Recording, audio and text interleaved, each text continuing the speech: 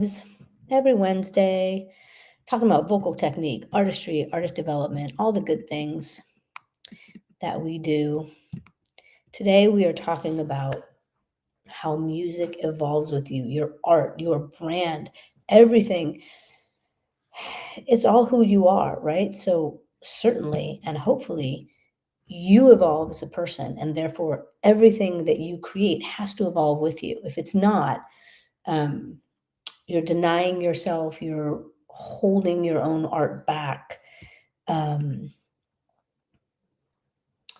you're going to be in conflict with yourself, right? So we need to allow, which means reassessing, re-examining, seeing, checking in with ourselves, like, where am I now? Where am I now? And allowing for yourself to allow your art, your music to continually evolve with you. Just as an example, I have an artist who's completed Compass, my Compass 6-month artist development program. They had an EP and music that they wrote already a year ago with a label, and they've left the label and they've changed their management. And so here they have art that they completed quite a long time back. Well, it's not a long time back. And a year is actually quite average to complete an album and have it come out while you're already now touring or writing another album. Like, that's very normal, a year actually. But so they have this project that they've completed over a year ago that's going to come out now, and they're already writing the next album. Things that they gained from Compass affected the brand and the world that they built from the last material, from the last album and project. But emotionally, they are in such a different place. They've changed their entire team. They left the label. They moved. They're in a new relationship. So much in their world has changed. Of course, what they're writing about is going to change. What they represent, I mean, the core of who you are, your core archetype and archetypes, they don't change. But we have 12.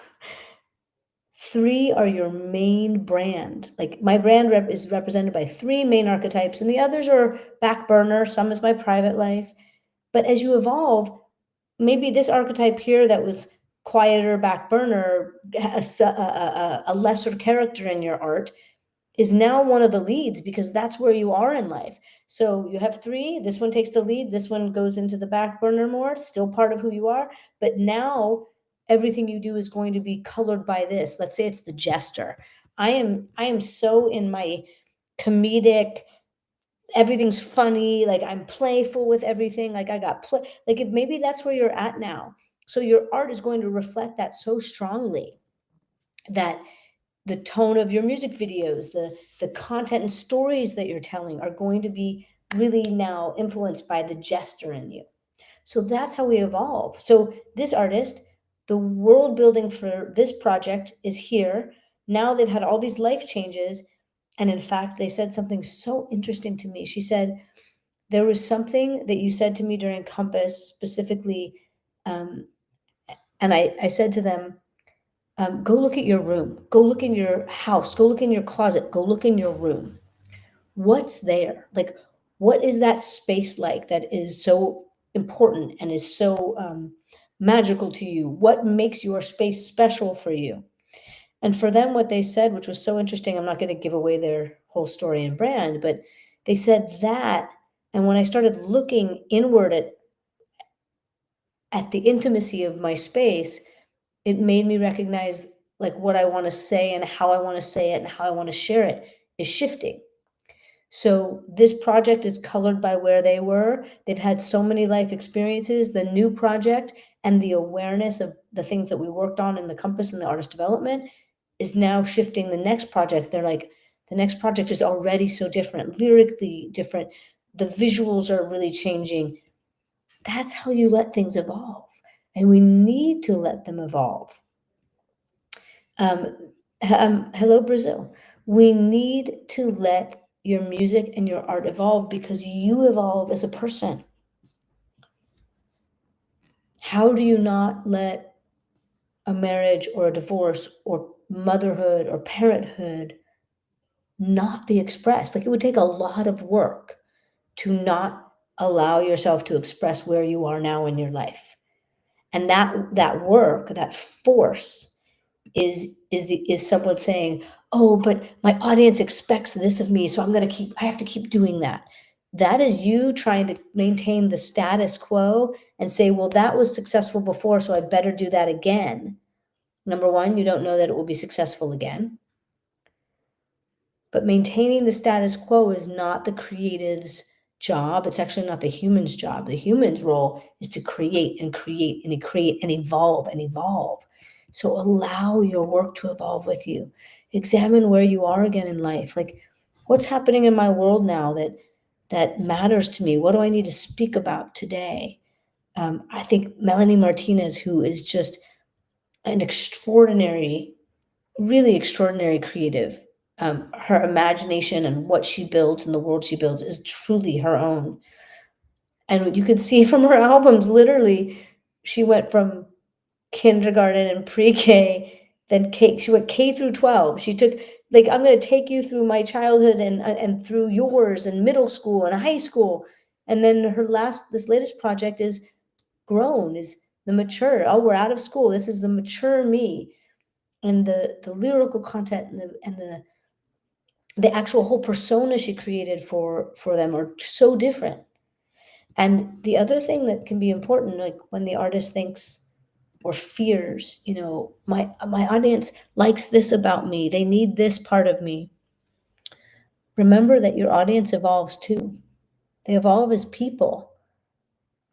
And a whole new audience can find you that didn't know you from before. So sometimes when you evolve, you might lose some people because you're not literally growing in the same direction as people. And so you're not resonating with them.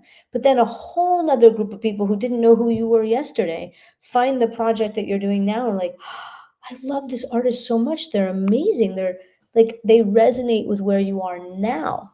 So don't be afraid of letting your music, your art, your content, and everything really grow with you.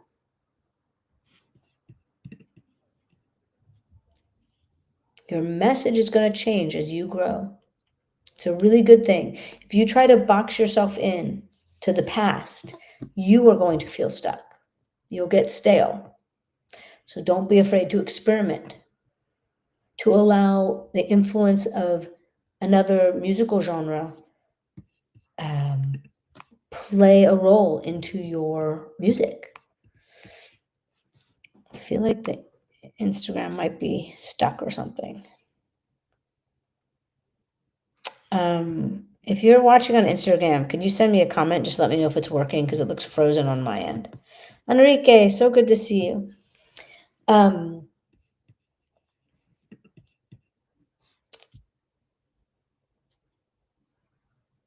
You will feel stuck if you are forcing yourself to try to be the person you used to be. Because nothing in this world stays the same. Everything changes, grows, evolves, dies, is reborn. So it's a forcefulness. Thank you, Izzy. It's a forcefulness to try to maintain the status quo. I listened to Latin music, nothing but Spanish music for 2 years. How could that not influence the next song I write or the music I make? I listened to Latin music literally for 2 years. I listened to Indian, Hindustani, Bollywood, Carnatic music for years. It inspired an entire album. Of course it did. So what becomes, instead of, I would say, a genre, like allowing whatever you love in any style of music become a part of a layer and an ingredient of your music is what's going to make your next project interesting.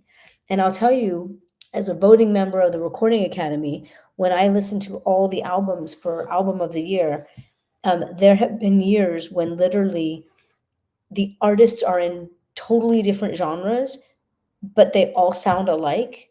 And it's unbelievable to me because it's actually just showing me that everyone's just being influenced by trends, and a lot of the same producers or the same writers are working on lots of projects, so people know what everyone's up to.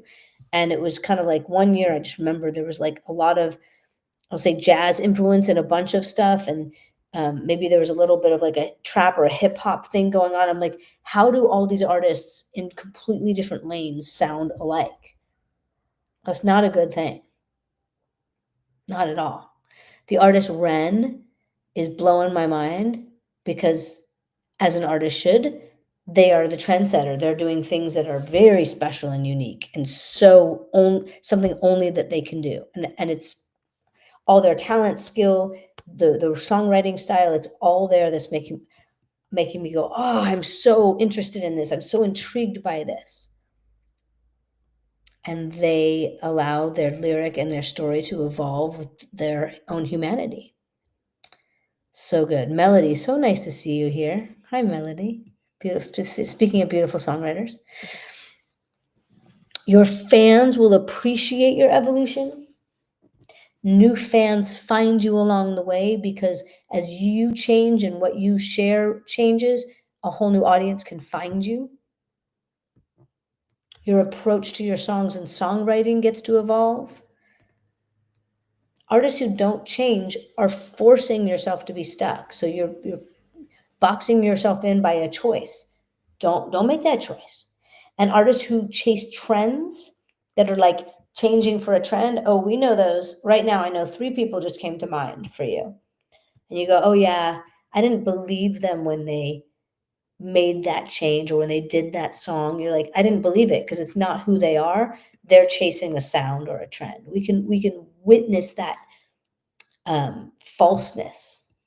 But the authentic evolution of an artist, David Bowie, Ziggy Stardust, David Bowie, we take that ride in that journey because it's true. Beyonce, Sasha Fierce, Beyonce after Sasha Fierce includes Sasha Fierce. We take that ride because it's authentic, because it's believable with your own growth. I think that Sasha Fierce for Beyonce was Beyonce's like way of saying, I'm grown. I'm not of Destiny's Child. I'm not young. I'm not a kid. I'm embodying this feminine, strong, fierce power. And it was a way for us it was a way for the audience to accept and receive and see her in a new way. And now Beyonce includes Sasha Fierce. It was her own growth as a person and as a woman. Several artists I know you've worked with are beautiful examples of this. Regina, oh, that's great. She's very authentic and original, and that's all her. I think that for me as a coach, I love great talent. I love uniqueness. I love authentic left of center.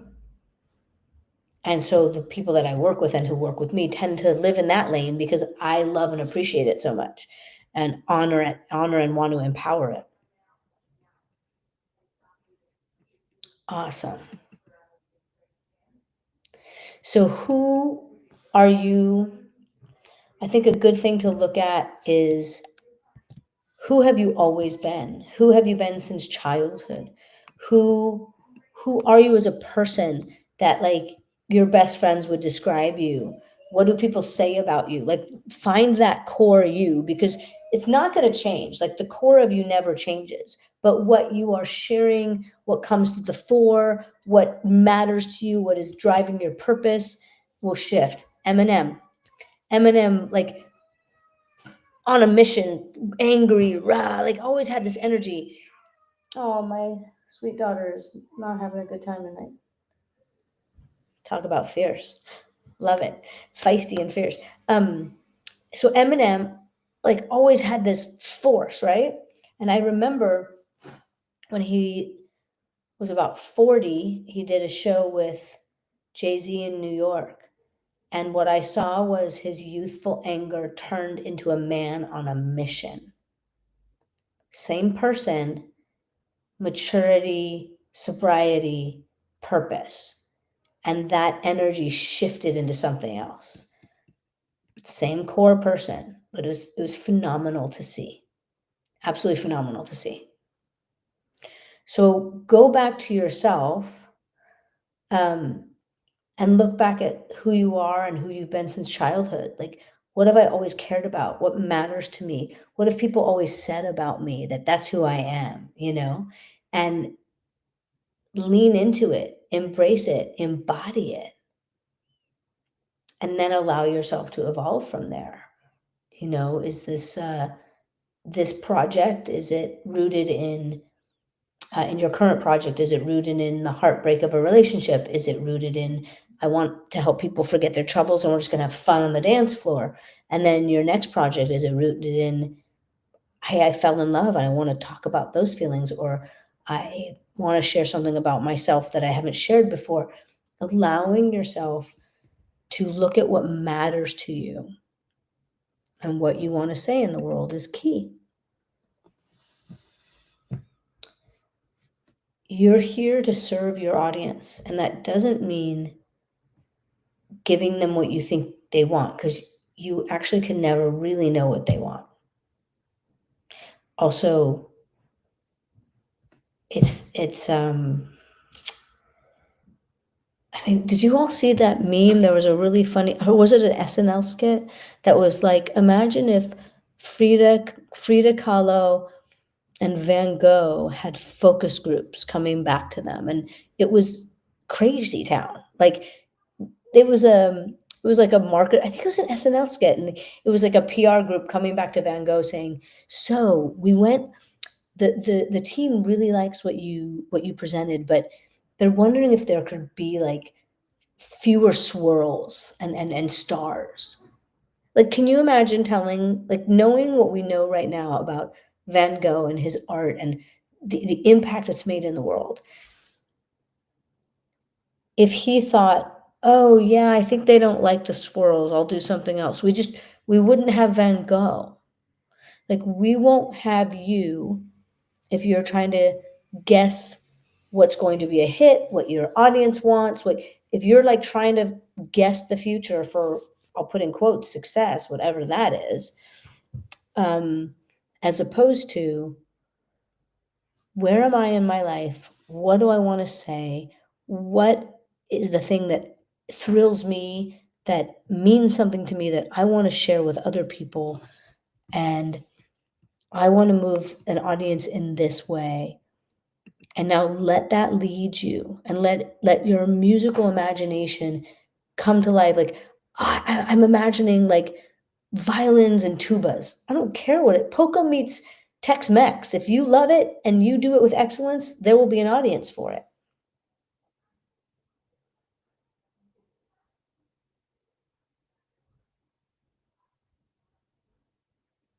And so this is what I wanna really encourage everybody to do, which is to allow yourself to bring to life the imagination that you have for your art, and allow yourself to grow and evolve. Like, take risks and experiment and mix. I mean, there's literally a bunch of chocolate bars with bacon in them right now because bacon makes everything taste better. And people know that. And someone said, "What would it taste like?" Sorry, I'm just trying to fix this real quick. What would it taste like if it's just falling. What would it taste like if there was bacon in my chocolate bar? And someone did it and went, "Oh my God, it's delicious." And now we have a bunch of that. Well, that's music. Somebody says, "This is my sound and my style, and this is what I wanna do." Okay, it's just gonna fall. Alright. Um, and then a bunch of other artists come up after that because it was successful and say, "Oh, well, we're gonna do that too," you know?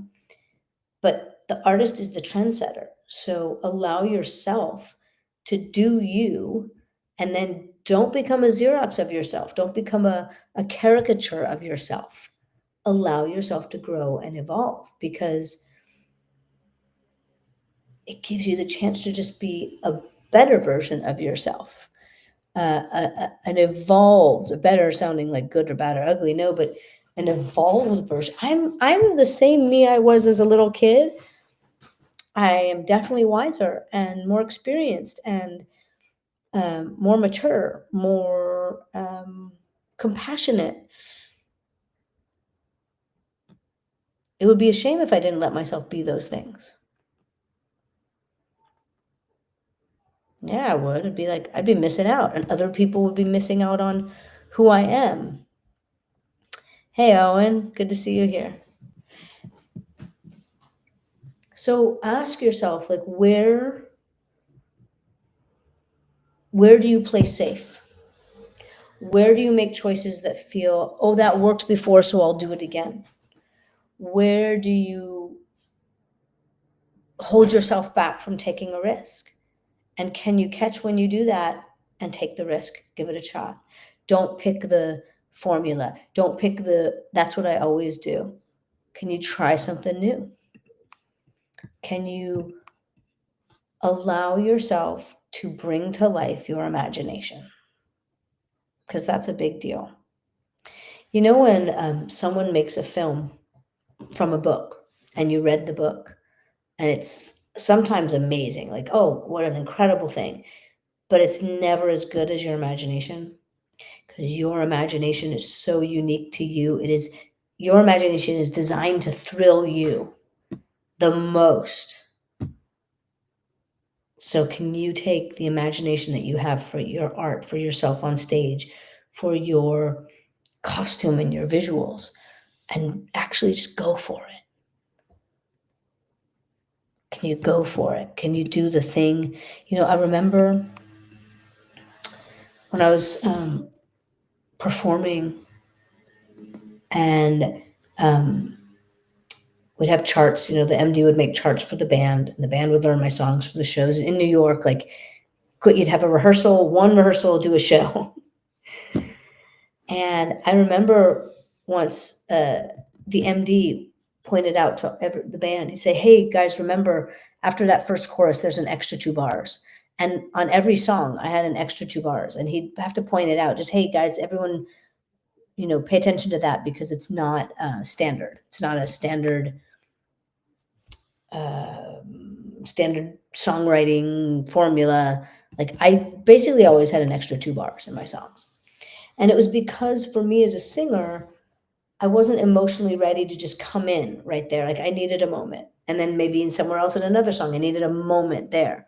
And it just didn't feel right to like rush back in, or it felt rushed to come back in.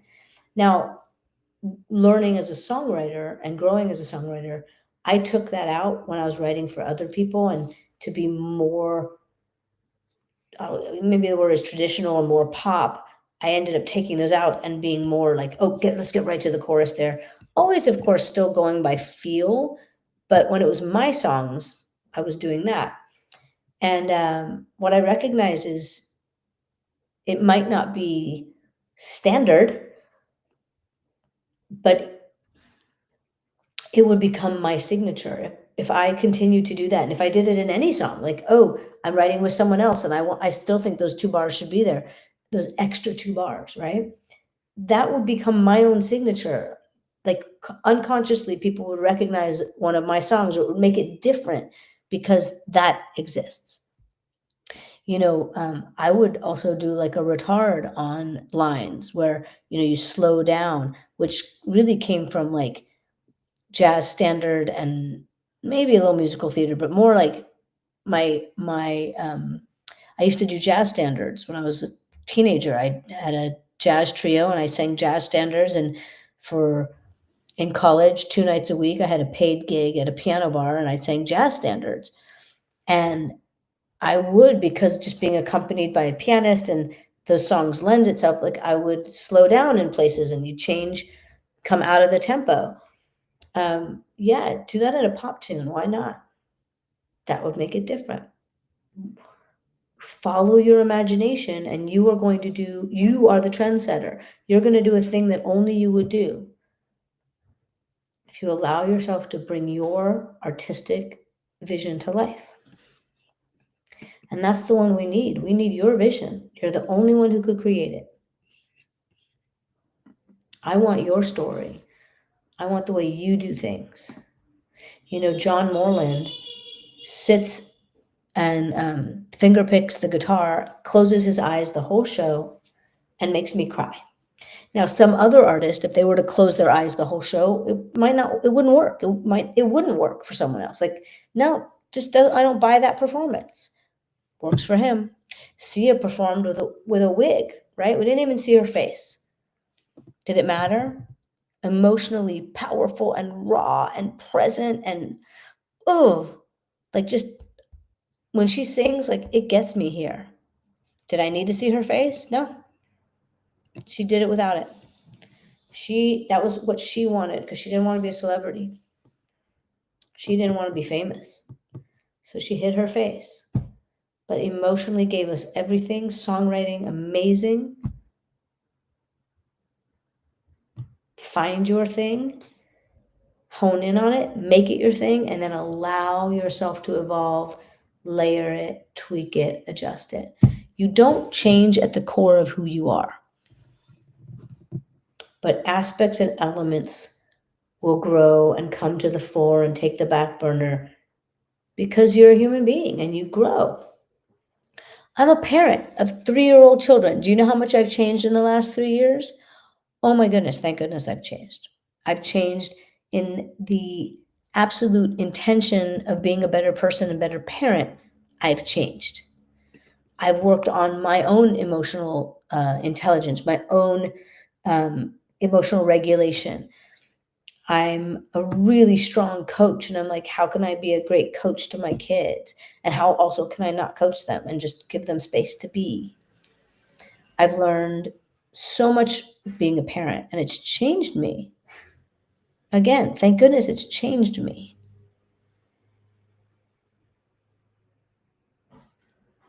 So how would that change show up in the way I work with people? How would that change show up in songs that I would write? I know Ella Vos wrote songs of motherhood, and in the pop world, it could be like, I don't know, would that be popular, right? There's a lot of parents in this world. Why wouldn't it be? There are so many people that would relate to the experience of being a parent. Why wouldn't that be received? That's the story so many people need to hear. There are people who sometimes, well, many people who say to me, "Oh, I feel I'm too old to be a singer." I'm like, you know that there are more people on this planet over the age of 50 than there ever have been before. They want to hear music. They're not all listening to mainstream pop. They want to hear stories they can relate to. Write your story. We want to hear it. There's an audience for everybody. So to me, the key of this is to start with who you are and finding out about like, who am I and what do I want to say in the world, and never losing that core of your expression, the way you want to say things, and then allowing the way you want to say them to change, because they will, because they absolutely will. I'd love to hear from you. DM me, send me some messages here. I'd love to hear like if there are topics you'd like me to discuss. If you want to look at ways to go into yourself and start to ask yourself these core questions about who am I and how can I bring my vision out, I would say 2 things. One, check out my Navigator course. It's got fabulous prompts to help you dive into yourself, and it's a taste of my 6-month artist development program, Compass. And we're just opening the doors right now for applications for our July program. So check out Compass if you are a pro and emerging artist. And Navigator. Navigator is going to help you get into that core of yourself. And then ask me questions, DM me, and join me for more lives. I appreciate you so much. Thanks for sitting with me and talking with me today and listening.